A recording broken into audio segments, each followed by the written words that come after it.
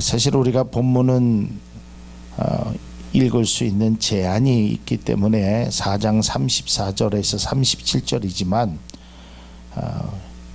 다니엘서 1장서부터 4장까지의 전체적인 내용을 통해서 느부갓네살 왕의 그 모습을 통해서 우리가 한번 귀한 하나님의 은혜를 함께 나누고자 합니다.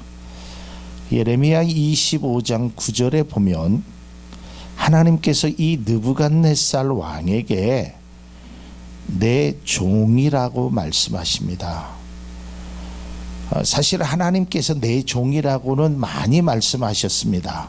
그러나 이방 국가의 왕을 하나님께서 내 종이라고 말씀하신 것은 이 느부갓네살 왕과 고레스 왕 딱 두 사람뿐입니다. 그러니까 무슨 특별한 이유가 있기에 하나님께서는 이 느부갓네살 왕을 내 종이라고 말씀하셨을까? 하나님은 느부갓네살 왕에 대해서 특별한 관심과 사랑과 또한 그를 통하여 하나님의 역사를 이루시기를 원하셨다. 이게 이제 예레미야에 나온 말씀입니다. 자, 이제 다시 다니엘서로 돌아가서 이 예레미야 25장 9절에 말씀하신 그 하나님의 뜻, 그것을 이루어지는 과정을 우리가 한번 보도록 하겠습니다. 이 하루는 느부갓네살 왕이 잠을 자는데 참 이상한 꿈을 꾸게 됩니다. 이 꿈으로 인하여 굉장히 답답해하고 잠을 이루지 못합니다. 그의 모습을 성경 다니엘서 2장 1절은 이렇게 기록하고 있습니다. 새 번역으로 좀 읽겠습니다. 이게 좀 번역이 훨씬 여러분들이 이해하기가 쉬워서, 느부갓네살 왕은 왕위에 오른 지 2년이 되는 해에 꿈을 꾸고서 마음이 답답하여 잠을 이루지 못하였다. 분명히 꿈을 꿨는데 이 꿈이 나에게 무엇을 의미하는지를 참 알 수 없어서, 그래서 그는 바벨론에 활동하고 있는 마술사와 주술사, 점쟁이를 다 불러들였습니다. 그리고 자신이 말한 꿈을 이야기하면서 이 꿈을 해석하면 내가 큰 상을 줄 것이고, 만일에 해석하지 못하면 너희는 죽음을 맞이할 것이다. 그런데 그 당시에 당대에 유명했던 주술가들이나 점쟁이들이 이 느부갓네살 왕의 꿈을 해석하지 못합니다. 그래서 그들이 왕 앞에 이렇게 고백합니다. 다니엘서 2장 11절에서 12절 그들이 이야기합니다. 임금께서 물으신 것은 너무 어려워서 육체를 가진 사람과 함께 살지 않는 신들이라면 몰라도 아무도 그 일을 임금님께 알려드릴 수 없습니다. 12절 이 말을 듣자 왕은 성이 나서 크게 화를 내고 바벨론의 지혜자들을 모두 죽이라는 명령을 내렸다. 그러니까 이들이 한 말은, 이것은 신이 아닌 이상, 신과 함께 하지 않으면 절대로 이것은 풀 수 없습니다. 이러한 상황 속에서 등장한 인물이 다니엘입니다. 거기 신하 중에 한 사람이 우리가 이스라엘 땅에서 포로로 잡아온 그 한 젊은 청년이 있는데 이 사람은 왕의 꿈을 해석할 수 있을 것 같습니다. 그래서 그가 이제 왕 앞에 옵니다. 그래서 다니엘이 왕 앞에서 그의 꿈을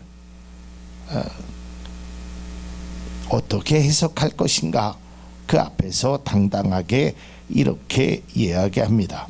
다니엘서 2장 27절에서 28절 다니엘이 왕에게 대답하였다. 임금님이 물으신 비밀은 어떤 지혜자나 주술가나 마술사나 점성가도 임금께 알려드릴 수 없습니다.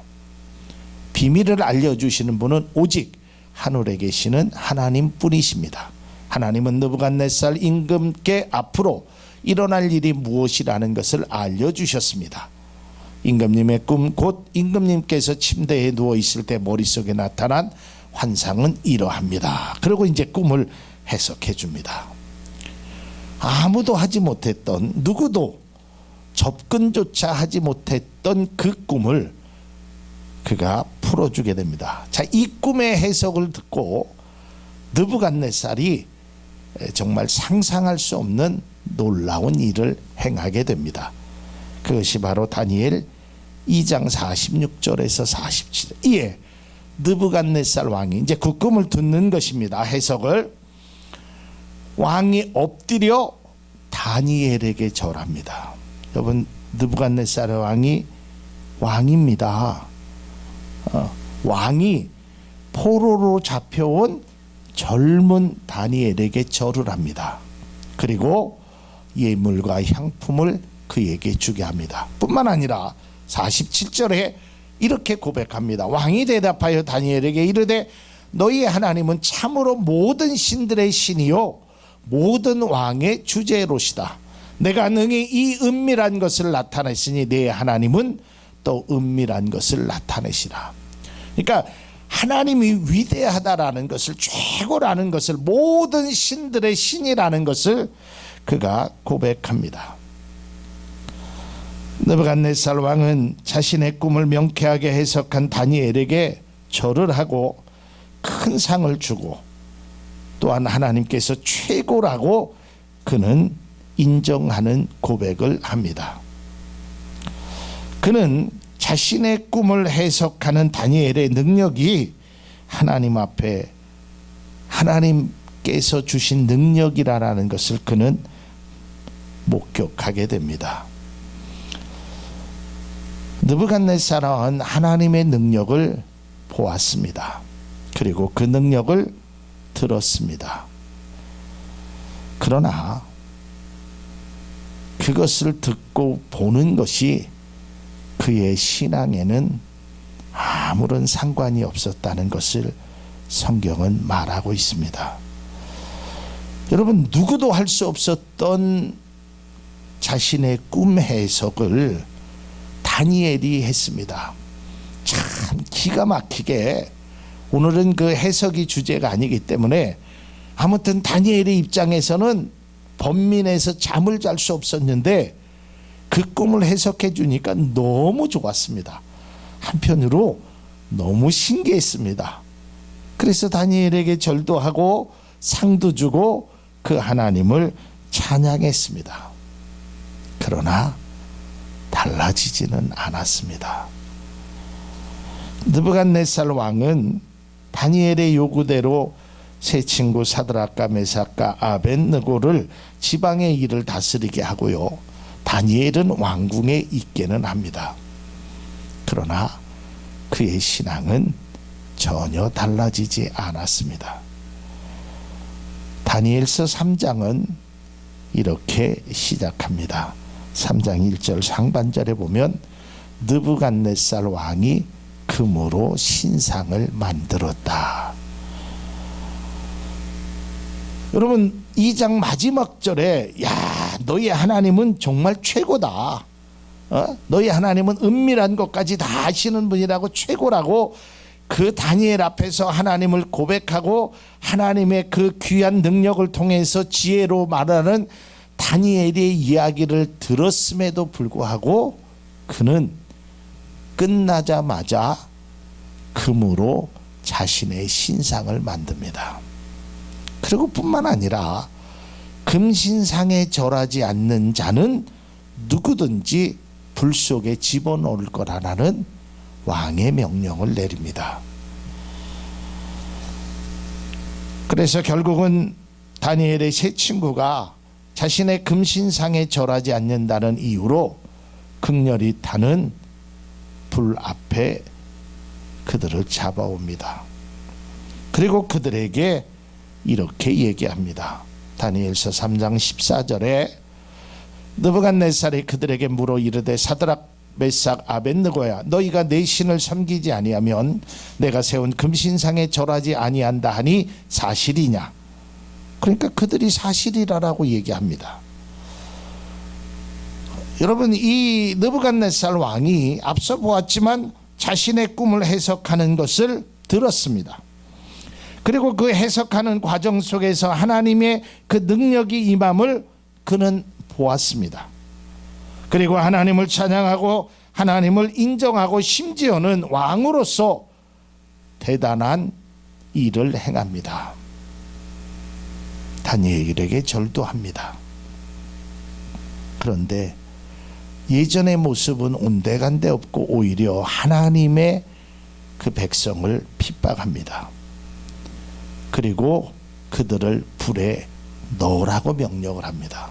자, 우리가 잘 아는 대로 하나님께서 그 불 가운데서 건져주십니다. 이때 또 느부갓네살 왕이 그 모습을 목격하고 이렇게 고백합니다. 다니엘 3장 26절, 느부갓네살이 맹렬히 타는 풀무불 아기 가까이 가서 불러 이르되 지극히 높으신 하나님의 종 사드락 메삭 아벳느고야 나와서 이리로 오라 하매 사드락과 메삭과 아벳느고가 불 가운데에서 나온지라.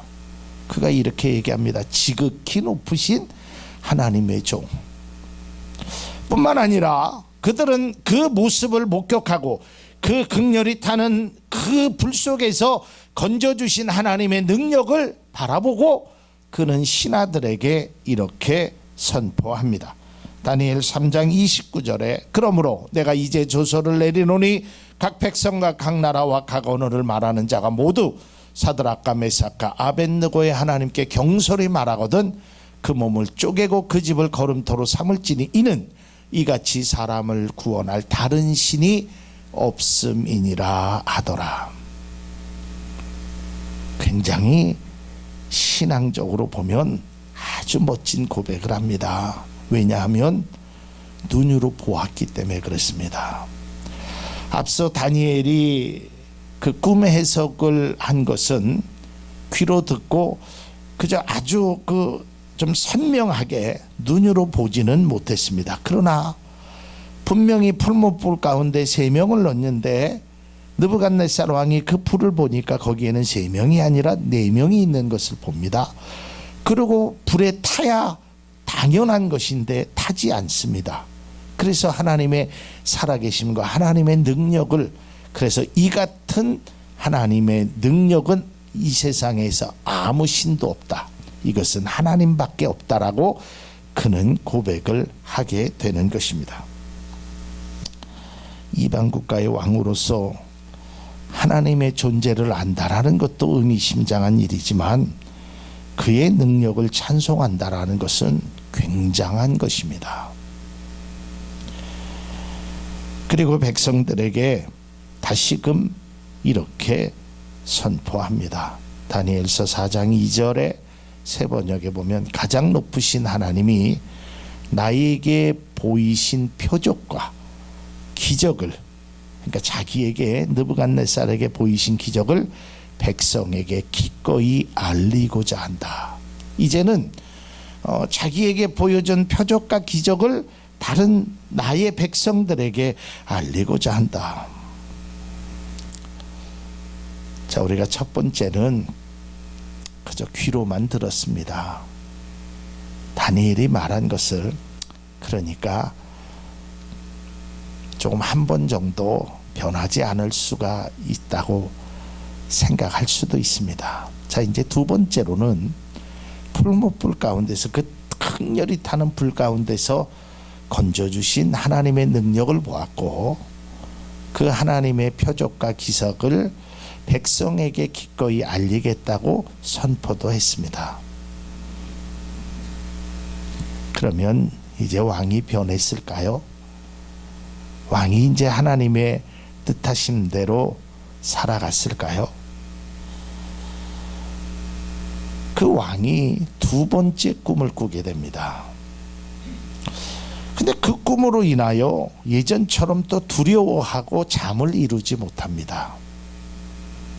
그러면 자신의 꿈을 해석해 준 것도 다니엘이었고 또 그 친구들의 그 능력을 본 것도 결국 이 모든 과정 속에서 하나님이 함께 하심으로 행했다는 것을 알았다면 자신의 꿈을 해석해달라고 다니엘에게 부탁해야 되는 것이 당연한 거 아니겠습니까? 그러나 그는 이렇게 행동합니다. 다니엘서 4장 6절에 보면 이러므로 내가 명령을 내려 바벨론의 모든 지혜자들을 내 앞으로 불러다가 그 꿈의 해석을 내게 알게 하라 하였더라. 아니 궁 가까운데 다니엘이 있음에도 불구하고 그 하나님의 지혜를 들었음에도 하나님의 그 능력을 보았음에도 불구하고 그는 여전히 예전의 모습으로 돌아갔던 것입니다. 자신의 꿈을 해석하기 위하여 점성가들을 불렀습니다. 그런데 마찬가지로 그들은 꿈을 해석하지 못합니다. 그제서야 다니엘을 부릅니다. 그리고 다니엘이 꿈 해석을 해주는데 당신은 짐승처럼 7년 동안은 살 것이다. 모든 것들을 다 잃게 될 것이다. 결국 그 해석대로 그렇게 됐고 결국에는 오늘 성경 마지막 4장 34절에서 37절에 그는 이제 하나님을 새롭게 체험하고 그가 하나님을 경험한 것을 찬양하게 됩니다. 저는 이 느부갓네살 왕의 고백과 그의 모습을 보면서 우리의 신앙을 한번 점검해 볼 수 있는 시간을 갖고자 말씀을 준비했습니다. 느부갓네살 왕은 하나님이 어떠한 분이심을 목격했습니다. 그래서 그는 입술에서 저절로 탄성이 터져 나왔던 것입니다. 그의 탄성의 소리에는 하나님의 이름에 어울리는 찬양을 드렸고 모든 백성 앞에 하나님의 존재를 알리고자 했던 것입니다. 느부갓네살 왕은 하나님은 많은 신들 중에 최고의 능력을 가졌고 구원하실 유일한 분임을 고백했습니다. 그런데 그의 삶은 전혀 변하지 않았다는 것입니다. 그는 하나님을 높이고 있지만 여전히 자신의 모습은 변하지 않고 있다는 것입니다. 오늘날 그리스도인들 중에 우리에게 혹 이러한 모습은 없는지, 입술로는 하나님을 찬양하고 입술로는 그분의 능력을 믿는다라고 고백하고 있지만 여전히 삶의 모습에는 그분과 상관없는 삶, 그분을 찬양하고는 상관없는 삶을 살아가고 있지는 않느냐 말이에요. 예전의 모습과 달라진 것이 없다면 그것은 참된 그리스도인의 삶이라고 말할 수 없다라는 것입니다. 또한 하나님의 능력과 살아계심을 보고 인정하면서 그러한 역사와 은혜가 나에게는 무관하다라고 생각하는 그저 목격자적인 삶을 살아가고 있지는 않느냐 이 말입니다. 느부갓네살 왕처럼 하나님의 존재를 알리지만 자신이 하고 싶은 일은 하나님과 관계없는 그 일을 행하고 있지는 않느냐 말입니다. 하나님을 경배하고 그분의 능력을 인정하면서 자신의 금신상을 만들고 백성에게 절을 하라는 모순된 일을 행하고 있는 이 모습 속에서 혹 우리에게는 이러한 모습이 없는지 우리 자신과 우리의 삶을 한번 뒤돌아볼 수 있기를 바랍니다. 하나님의 존재를 믿는 일, 하나님의 능력을 보고 듣고 그것을 목격하는 일, 또한 하나님의 되심을 고백하는 일 모두가 중요합니다. 아니 그리스도인이라면 마땅히 행하는 것입니다. 그러나 그것이 일시적이고 나의 입술에만 머무는 고백이 되거나 나의 눈으로만 확인하는 목격자적인 삶에서 그쳐서는 안 된다는 것입니다. 그러한 것이 나의 하나님으로 경험되어야 하는 것입니다. 결국은 결론적인 부분에서 이 느부갓네살 왕은 7년 동안 정말 큰 고생을 합니다. 그리고 결국은 그는 예전의 목격자적인 그 하나님에서 자신의 7년간의 삶을 통해서 그 하나님을 이제는 경험하게 됩니다. 예전과 같이 입술로만 찬양했던 자가, 입술로만 고백하고 눈으로만 보았던 자가 이제는 마음으로, 깨달음으로, 그래서 하나님이 나의 교만함을 낮추셨습니다 라고 그가 깨닫게 되었습니다. 사랑하는 성도 여러분, 때로는 여러분들이 하나님의 능력을 보고 놀라워하신 적이 있으십니까? 또한 어떤 사람에게 임한 하나님의 기적과 같은 일을 보면서 야, 역시 하나님은 살아계시구나, 우리 하나님은 최고라라고 입술로 고백하셨습니까?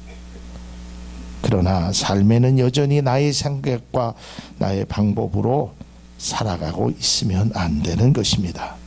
하나님의 기적을 듣고 보고 목격자인 그리스도인만 되어서는 안 되고, 그것이 우리에게 체험이 되어야 되고 여러분의 삶에 그 모습이 나타나야 하는 것입니다.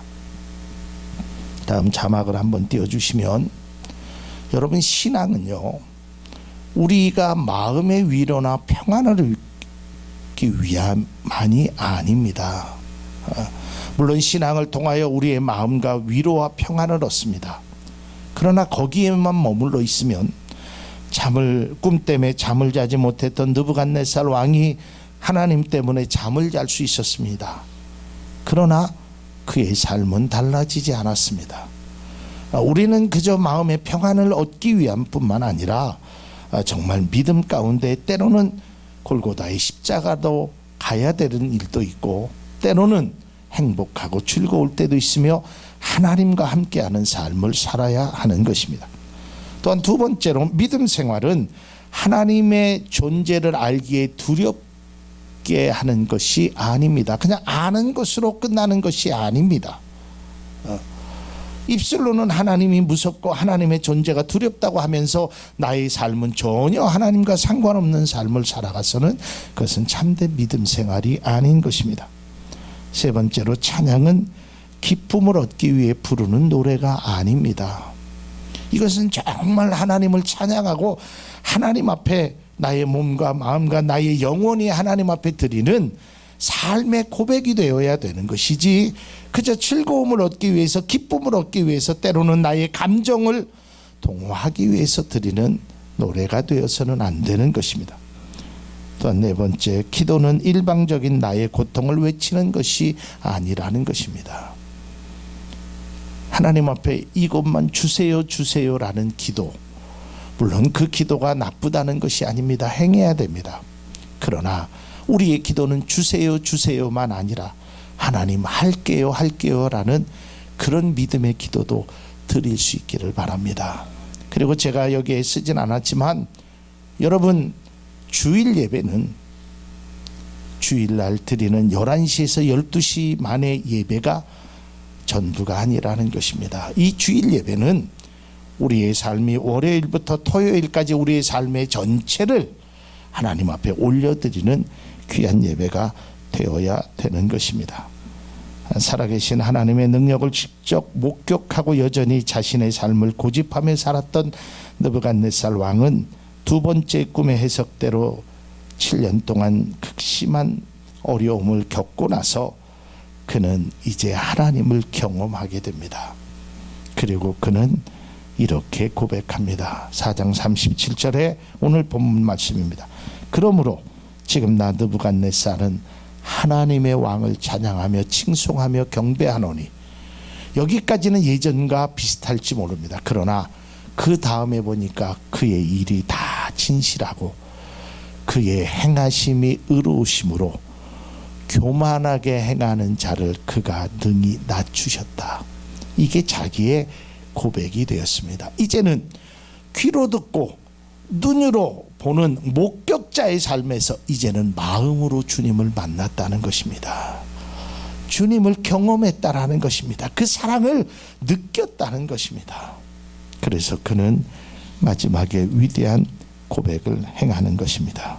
이제는 하나님의 능력을 듣고 보는 목격자가 아닌 자신의 삶에서 하나님의 은혜를 체험하는 그러한 모습을 통해서 진정 하나님을 찬양했다라는 것입니다.